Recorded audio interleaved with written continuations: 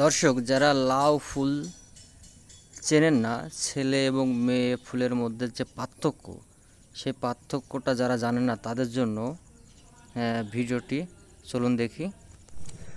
দর্শক, লাউয়ের ছেলে ফুল এবং মেয়ে ফুলের ভিতরে চিনিবার যে উপায়, যে পার্থক্য, সেটা আমি আপনাদের একটু দেখাবো।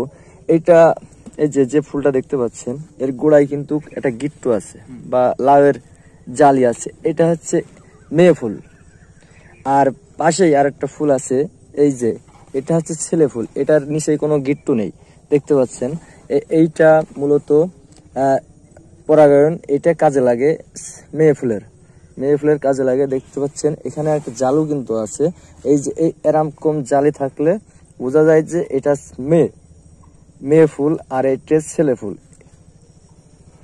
তো আমি একটু দেখানোর চেষ্টা করলাম যে ছেলে ফুল এবং মেয়ে ফুলের ভিতরে যে পার্থক্য চিনিবার উপায়, সেটা আমি আপনাদের একটু দেখানোর চেষ্টা করলাম।